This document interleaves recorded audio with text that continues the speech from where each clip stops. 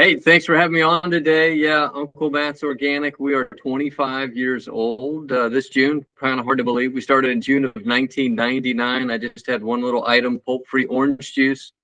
I'm coming from you here in our hometown, Claremont, Florida. It's just west of Orlando, about 30 minutes. I used to be surrounded by citrus groves everywhere you would see, but now we're basically surrounded by houses. So we're a story of perseverance, not only myself and Uncle Matt's, but our family and our brand.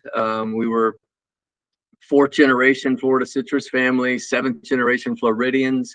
We have survived the devastating freezes of the 80s, so 83, 85, 89.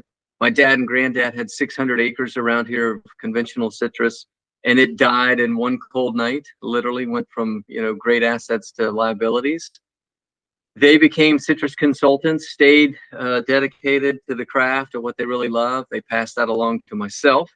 When I went to college, I swore I'd get out of the hot groves, working in the summer, the blood, sweat, and tears in Florida. It's pretty brutal summers out in the citrus grove. But I learned a valuable lesson, a lot of hard work, how to lead young men, how to grow up in agriculture and just have a respect for Mother Nature and for the land and for farmers, of how hard they work. And every year they're the eternal optimist, right? This is my year. This is my crop. So I went to college and actually studied business. I thought I would get out of agriculture. I had the opportunity, just fantastic opportunity, when I got out to work with one of my father's consulting clients. He was a grower. And he was from Germany, and he owned some citrus groves in Florida. And he said, "Hey, I really need help. I'd like to sell Florida orange juice over to my friends in Germany, and they are bottlers over there. And so if you can go around to the plants and help me find good quality juice, I think I can sell it."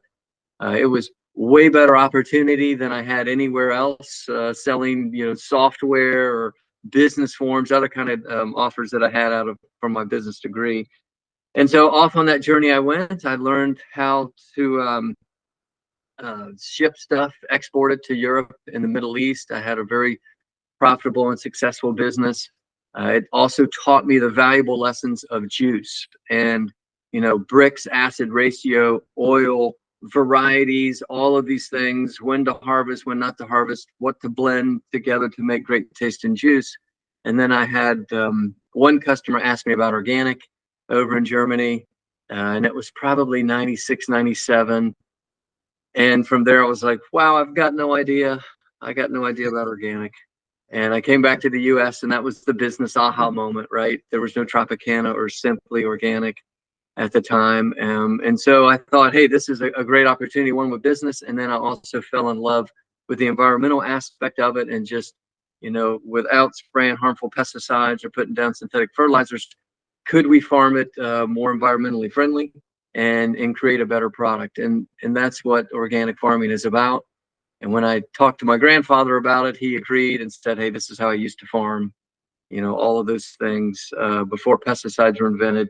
So that gave me the confidence to launch Uncle Matt's. And here we are today, 25 years later, talking to you on a podcast about how we've survived and dodged all the ups, downs, and arounds with entrepreneurship and battling big brands like Absolutely. It's I actually two conversations I had recently bring me to full context with you. Is a neighbor of mine is named Steve Groff, who owns a regenerified hemp farm and also does tomatoes and stuff like that for Whole Foods. It's called Cedar Meadow Farm out in Lancaster County, Pennsylvania. And exactly like you just said, was he's a third or fourth generation it's now a certification and a brand called Regenerified Agriculture. Nice. But he always says, he's like, I haven't done anything different. He's like, that I ever started. He's like, you guys are just coming up with labels for it now. So. It's all marketing, right? Exactly. And I look at last week, Seth Goldman from Honesty and I were, he was on an episode and we were talking about it. You guys, I don't know if you guys ever met during that time, but I mean, you guys were really digging in it at the same time and just really, in a way, just kind of tag teaming and in the paving the way for everybody else that they can really feel good about that now. So, looking back from the beginnings, from when you started this, you guys, there was a lot of people can't really, let me rephrase this. A certain age demographic cannot fathom a time where organic and raw and natural foods were not accessible, and were not easily accessible. So talk a little bit about what those challenges were in the beginning, and maybe some of the creative ways you guys overcame them to enhance your distribution. Sure. So first off, yes, Seth and I know each other, have a lot of respect for what he accomplished at Honest. We were kind of parallel paths. We're on the juice side, he was on the tea side, and they did wonderful things. And it was cool to see him get back in it and tackle it again with his Just Ice brand. So kudos to him, and wish him all the success and best of luck. For me, when we started in '99, we were actually certified by Florida Organic Growers Association. There was no USDA organic seal. That didn't come till 2002, where the National Organic Program got implemented into law, and now USDA oversees it. So, you spent a lot of time in the beginning just educating buyers when you went in to try and pitch your product about what is organic. There was very limited education around it. A lot of buyers needed to be convinced, like, hey, why am I putting this in, and who is the customer? And we always talked about the little bit of success we had at that time was the baby food segment. And like, hey, look what's happened to baby food. The data shows that it's a really strong growth curve. And there's a lot of young moms that are looking for more organic products, and, fill in the blank with whatever you were selling. In our case, orange juice. And so it made perfect sense for them that, hey, if this young mom is demanding it, what else is she going to want? And orange juice, as kids grew, it definitely was around the table. And so that's how we convinced a lot of people. And then, of course, produce was saying the same thing. And that's where we are today. It's continued to expand from, very small segments of influence in the supermarket to just about every aisle. You walk down just about every aisle of the supermarket, and there's organic fill in the blank products right next to conventional, which is great. That's where we, had envisioned that back in, 99 or even in the mid 90s. It's like, wow, if this is working over in Europe, and people are demanding it in Europe, and the way they farm, and it just made sense to me that it was, better for the environment, and also just ultimately a better product would come out of that. Why wouldn't that make sense in the US? And it was, that thing really drove me, and still drives me today as a small little challenger brand. Organic is 5% of the grocery store on a whole. Produce has penetrated as much as 15%. So, how do we get there on orange juice? How do we get there on lemonades and those things? That's what drives me every day, to continue to try and, get the word out and make sure more people understand organic and purchase it. When you were starting out, I mean, just speaking from my experience, we didn't have the SEO, we didn't have the opportunities to do the digital marketing that we do today.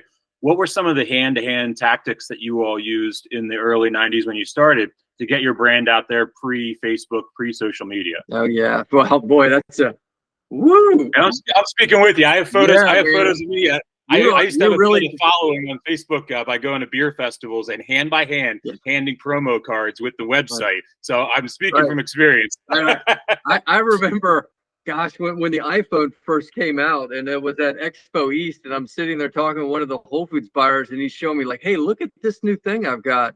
Like, wow, what is that? Yeah, we still had the Palm Pilots and the Blackberries at that point. Yeah. I was the Blackberry guy typing away, right? But yeah, it back then, you got on the phone, you called a lot of people, a lot of cold calling. You were hoping it was a warm call, so you would send samples in advance. You would, send an email if you could. You'd send, whatever to try and make it a warm call, not a cold call. And then once you did eventually get on the shelf, you just used promos on the shelf. That was the best thing you could do. How would you?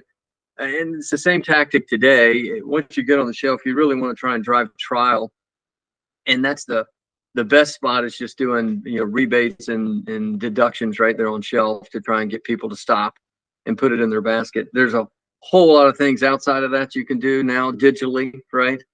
Which is great, and we participate in a lot of those things. But what worked back then still works today. Once you got on the shelf, just do pretty good promotions, and then there's some artwork to how often you promote, how deep you go. There's a variety of different tactics there once you do get on the shelf. How do you I always have to ask this for anybody that's in the small niche of the organic and natural. When you're scaling, my whole life has been scaling and wholesale distribution, things like that. I look at everything I look at and I say, okay, how do I sustainably scale this? That's just naturally where to go.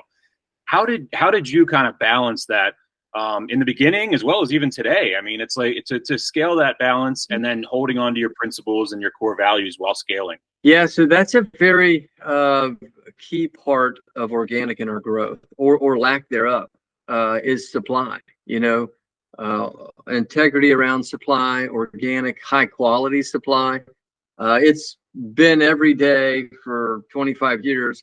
It's something you work on and you try and continue to build and make sure you've got the right supply base that's high quality, that you can trust. And we did that early on. We were very fortunate because we were growers ourselves and came from that background, that we were able to quickly go around to other conventional growers and convince them to let us convert some of their acreage, a small portion of their conventional acreage, to organic.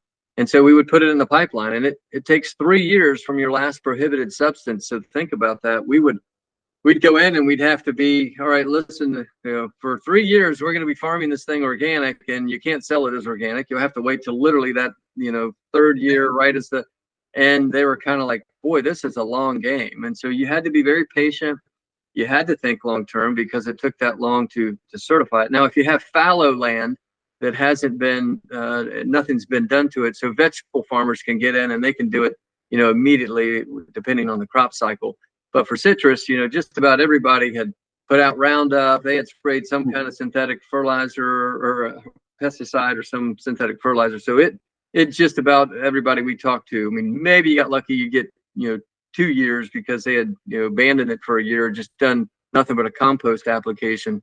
So yeah, you always have to be thinking about supply, and then you have to be thinking beyond just that. Is okay, if I'm in my region in Florida, that's where I was based out of. In our heyday, we had 1,500 acres up until 2015. I supplied everything that we grew ourselves with 35 different growers that we had converted to organic, and we took care of it ourselves. We had a whole ag team that did that piece. My dad and the brother are the agronomist. God blessed me with that in our family.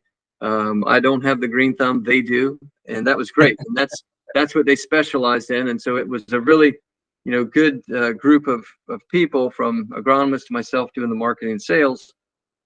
And, they went out and we had 1,500 acres, but the little bug shows up, the Asian citrus psyllid, and it now started spreading the citrus greening disease, which then lowered our production and eventually has collapsed the industry in Florida. And so now you have to think, ooh, all right, not just in our region, but where else can I find supply?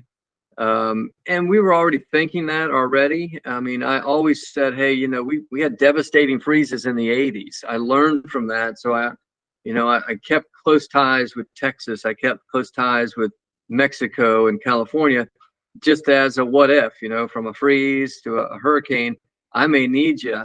And so when that happened and the devastating green disease came about, I was able and prepared to pivot and start working with some of these other regions. And luckily, they haven't been affected near as harsh as Florida has with citrus greening disease. Different climate, different soil, and so they have a little bit more resilience than we do in Florida. And I guess with what you said too about the different areas, were you also, so you had your 1,500 acres, and you were also procuring from other growers and other regions, or all from the Florida as well? Was everybody from the same terroir kind of? Yeah, it was all Florida. So I mean, at that time, other than if we didn't have any lemonade at that time. I'm thinking if we did, we brought it from California, the lemons.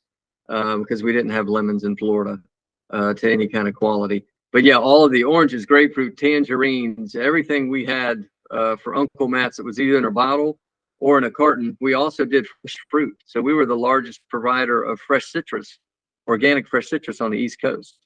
And so we had simultaneously the juice brand and the fresh fruit brand that we were producing and growing for. So we had a great vision, and we had a little bug that just changed that. So you never know what will happen. I mean, we didn't have the natural disaster. We had a different, pest disaster that came in and got us. So you always have to be prepared for the what if scenarios, worst case scenarios, right? And supply and organic has always been something we have really worked and tried to develop because of those. One thing, we don't control Mother Nature, number one, in what we do. And then you do have, pest and disease. With kind of how long the business has been around, and you've gone through certain evolutions, and I'm sure the portfolio has changed a million different ways to Sunday. Kind of what are some of which SKUs have stood the test of time? Are there any that have stood the test of time since day one? Yeah, so it's kind of nuts to think that our flagship item, just pulp-free orange juice, is our number one still today. 25 years. It has been the reigning number one champ for 25 straight years. And you would think, pulp-free? Why not with pulp? Because if you just take it at home and squeeze it yourself, you're going to get, the juicy bits of orange in there, the pulp. But what it wound up is a lot of kids. And I don't know about your kids, but my kids are kind of like, Dad, this stuff sticks in my teeth. And I'm like, but it's that was me. I was pulp-free. Yeah. So it's kind of crazy. I would have thought it'd been the opposite. I would have thought it'd been the more natural with pulp. That's what I prefer. But no, it's pulp-free. Pulp-free orange juice is the number one seller for us for 25 straight years. I think it matured with the evolution of my taste buds. I think I was in college when I started. I think maybe it was my first mimosa when I went to the pulp, and then I never went back. There you go. So, but yeah, I am a big fan of pulp now, but when I was a kid, I can completely understand what you're saying there. How in the organic food market, it's constantly innovations and it's constantly moving and constantly changing. With that said, it's not the BS line extensions that you see a lot of times. So when you do an evolution and you do an innovation, it's methodical, it's principled, and it's strategic. Talk through how big is there a committee? Is there how do you formulate your ideas and your team, and then what are the processes for filtration and so approval? First off, you're probably giving us way too much credit on innovation. All right. I mean, there's plenty of entrepreneurs that are just like, I'm kind of feeling this, and they throw it against the wall and I think I'm going to go for it. And so we did that quite a bit early on. You got to be careful, right? You got to be real careful because that takes cash and that can deplete you if you're wrong. So, I mean, for us, it was pretty easy to navigate. You didn't have to take too big a risk because you already saw conventionally, what Tropicana or Simply or Florida's Natural, what were their top 5 selling items? And did it make sense organically to offer that as well? Or did you have to go something deeper beyond that for the good value play for that consumer? So in the beginning, it was pretty easy. I had, the second item was with pulp. Woohoo! No big brain drain on that innovation. And then we did an apple juice, which was actually a little bit out there. The apple juice is no longer around, so that one didn't work. I loved it. It was unfiltered brown. It looked like coffee, but just had that bold apple taste. It's probably the most requested thing we get to date is to go back to do organic apple. And I probably will eventually be dumb enough to do it again because I just loved it so much. But today we have a little innovation group within Uncle Matt's. So it's a mixture of sales and marketing, quality control, and myself. And we've got our little team kind of mixed age and gender to try and get a nice, cross section of a variety of different opinions in there. And we'll look at, a variety of things, whether it is in our own category, are we getting requests of social media? Kind of what are some of the things that we're getting requests on? What are our customers telling us they want? I mean, that's very important. And then also as a leader now in the category, where can we lead the category to? What other things can we do as a leader? We don't have to just be, the fast follower. And so we look at some of the things we've launched. We've been the first to put probiotics in orange juice. Gut health was, I'm a health enthusiast. And so I've always been interested in, how do I live longer? How do I stay healthier? I try to avoid the doctor. I really want to stay out of the doctor's office. And so how can I just, for my own natural health and what I eat and put in my body, how can I use that to protect myself? And so Orange juice is a great item that you can add a lot of things to, and it still tastes really great. It is kind of the great mixer for any functional ingredient. We added turmeric, we added ginger, we added probiotics, and it's got a nice little spicy zing. We call that one Ultimate Defense.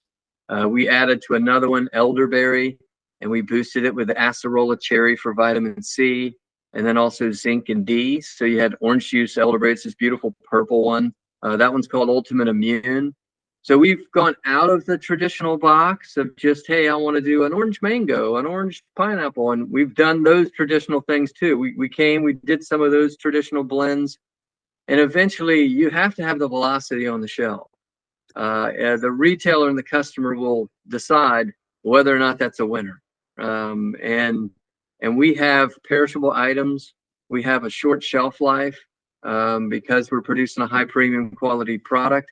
And so we have to be careful because we don't have a year shelf life like a hot fill product that's sitting there in the middle of the aisle. So we have to be very careful on what we do launch. And it has to be something that we have enough customers that will demand it. Now, this statement is completely anecdotal, so I can expect the comments later, but I'm going to give credit to all that are in the natural and organic food world. They always seem to have the most sustainable businesses in a literal sense, but also the most sustainable personalities and work-life balance. I mean, so talk to me a little bit about, you mentioned health, and that's obviously a big part of what you do and what you stand by. How do you as an individual sustain leading this business for as long as you have and continue to moving forward? So that's a good question, right? One, it's very cliche, but I love what I do, and so it doesn't feel like work, right? I mean, I truly, if you do find your passion, you can do it for 25 years and go, hey, Nate, it still feels like today is my first week. I literally walk in today and I'm jazzed up because I still have all kinds of goals in front of me that we're not even close to accomplishing. Our industry is still really tiny. So many people, I can go out my local community in Claremont and do a demo, and people are like, who are you? I've never heard of you. I'm like, oh my gosh, mind blown. I've been here for 25 years. I've miserably failed. But those are the kind of things that, I love what I do, number one, and I encourage any entrepreneur, and I have quite a bit that come through here, and I happily give them advice. We have the University of Florida that sends down their entrepreneurship students that are getting their master's in entrepreneurship, and I tell them, if you can, that's the number one thing, find something you really enjoy doing. And if you're fortunate enough like me, you'll be able to make a business out of it, and it will drive you every day because you just love doing it. And then on the work-life balance, I'm a dad. My two kids are 12 and 15. I really love doing activities with them. We do stuff outdoors. We live on a lake. I like to swim, bike, and stay active. Basketball, golf, all those things. Now, myself, I'll tell you this. I've been through a lot of ups and downs in my business. This business is called Free Mind LLC. I started it when I was a senior in college at Drexel University in Philadelphia. So 2008 is when this business was founded. So it's been coming up on almost on the 20th year mark here, about a little short than that. But what I was going to say was on that end is what are some of the I've made mistakes, I've made successes, and I've made sacrifices, and others have made sacrifices on my behalf. Have you guys had any moments where in those 25 years you actually were questioning whether or not you could have continued? And then if that did happen, how did you pursue past that challenge? Oh yeah, absolutely. First off, congrats on your 20 years. That's pretty impressive, man. Yeah. Yeah, a couple years shy, but let's just say Uncle Sam is 2008. Yeah. I was booking bands prior, so there's a lot of cash prior to that. So. Yeah, we have. I mean, over the 25 years, there have been numerous times where you get close to bouncing off the bottom, right? And you're like, wow, okay, is this going to be it? Like, ooh, did that we may run out of cash. What are we going to do here? How do we really finance that? When Greening showed up, that was a wow moment. We were heavily invested in citrus groves and acreage. We were spending a lot of money on ag caretaking, and you were banking every year that next season you'd get your money back out of that. And we had a whole lot of growers that were relying on us too. And so as that just started to implode, because greening, your crops were less productive, the fruit didn't taste as good. I mean, there were all kinds of just, holy moly, how do we get out of this? How do we pivot? Will we survive? I mean, those were brutal, brutal years, and it's a family business, right? And so you don't get away from it on the weekends. My family all lives around here locally. We would attend church together. We'd have a Sunday dinner, whatever, right? I mean, and it was still right there. And you knew, like, hey, this is pretty dark. This doesn't look promising. But we always would say, hey, Jesus says, pray and do not lose hope. And so honestly, I would go back to a lot of prayer and just say, hey, at the end of the day, he's in control. That's very, very good. And let's talk about a little bit about your kind of the next. I don't want to. I'm not trying to trap you into some forecast, all right? But let's kind of talk about the next 25 years. So you've experienced the last 25 years. What, from an insider's perspective, do you see as kind of the evolution of the organic food market for the next 25? Yeah, I mean, I hope it's what you're seeing over in the produce side, right? You've penetrated almost 15%. The consumer obviously is seeing value there. Farmers are doing a better job of marketing, of creating the customer awareness. So I hope to see that, across the supermarket. Can the rest of the categories catch up from 2 to 5% to up to 15%? That would be the wave that we're hoping for, right? And then produce would continue on its growth as well. So, something in the double digits, if we're technically around 5% on average now, it would be really nice to be 10% or better across all categories as an average. Do you kind of see, like, as far as things go with let me back up on that. Let me just go back on the, like, for you, again, specifically, how about like a story about maybe something unexpected, like an idea that was unexpected or an experience that was unexpected and kind of has stuck with you in all this time? Ooh, I mean, boy, there's a bunch, right? Things in entrepreneurial world, the business that'll hit you unexpected.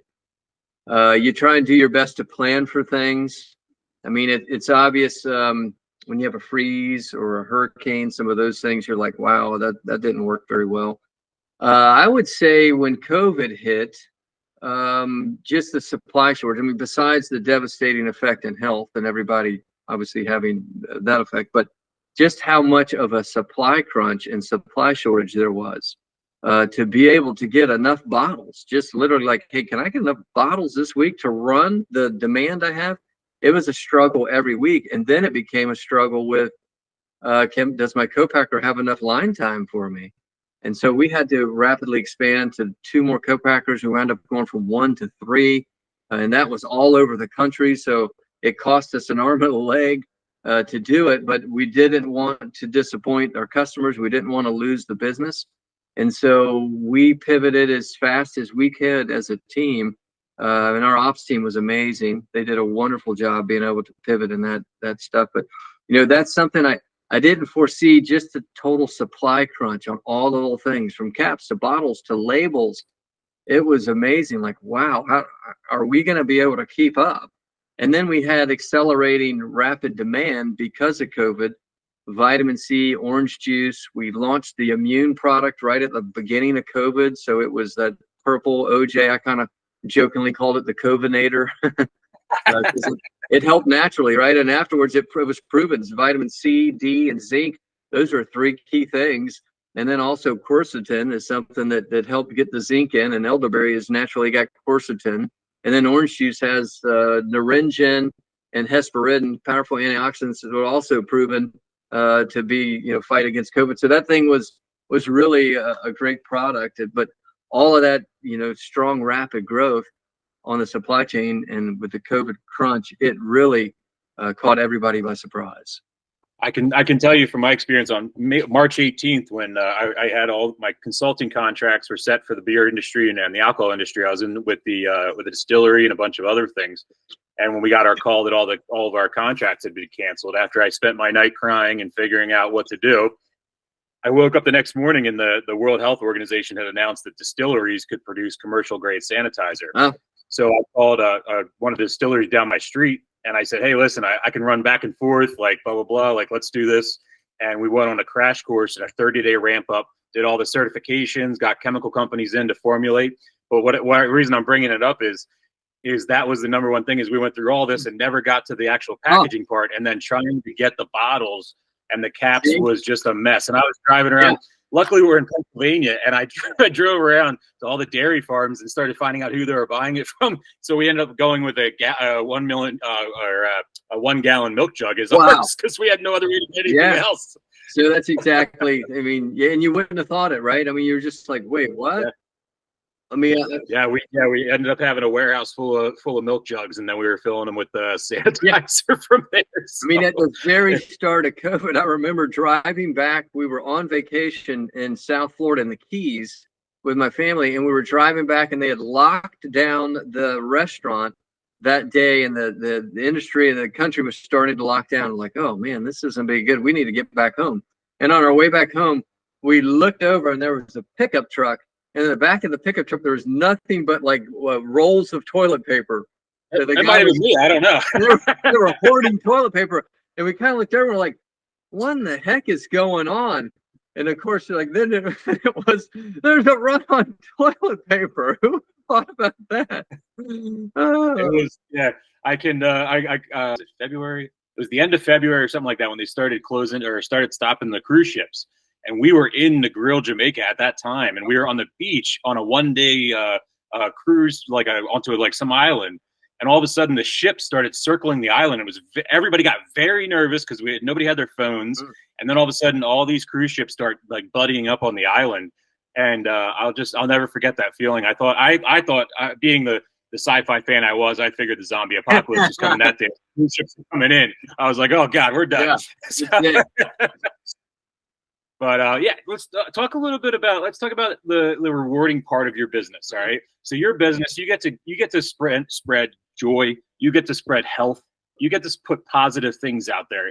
What other things other than the natural things I would think of are your driving factors for sustaining what you've been doing for so long? Yeah, that's, you're right. We're very fortunate. I have a product that tastes great. We make it taste great. It's not just naturally. So it takes a lot to do that. But when we do a demo or anything like that, orange juice and lemonades. I mean, we get a lot of smiles, right? We're not trying to shove something that doesn't taste good down somebody's throat. I tell you something that has really, for me, it's giving back to our local community. We always did it, but we weren't really, on mission about it and being more, making it a priority to also involve our employees. And so a couple years ago, we started our 2 cents. And so we take 2 cents of every case and we donate it quarter by quarter to a local charity that our employees choose. And it's great because at the end of that, and we put them on the back of our carton, a little story about them and a QR code that, if you fall in love with their story, we hope you donate.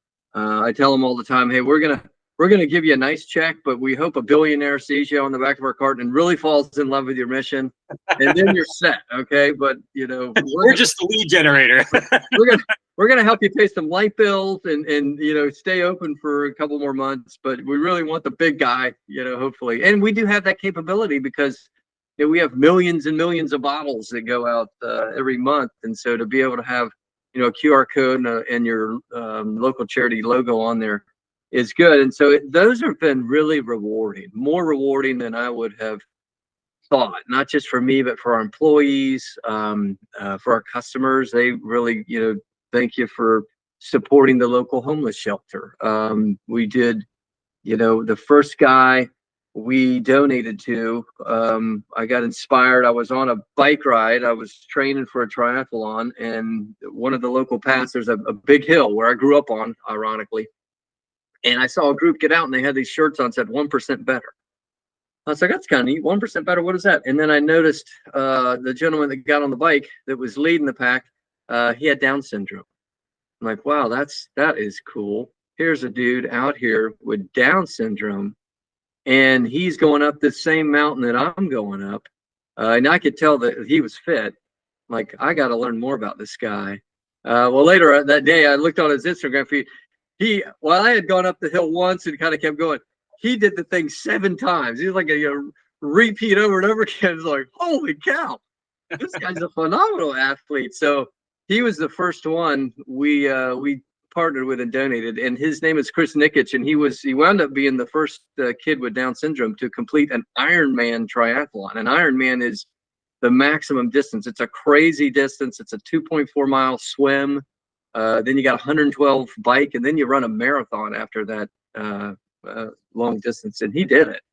So that was inspiring. That was all I needed. Like, holy cow. I just felt like God told me, you need to get involved and do something to support what that guy's doing. And his charity was about inclusion for the intellectual disabilities, those with intellectual disabilities. And that was cool. And so we kicked it off with him. I never forget, we gave him a big check, and it's this big, like 3 foot by 6 foot massive check. We rode the amount. I think we donated like $9,000 to him for that quarter. It was awesome.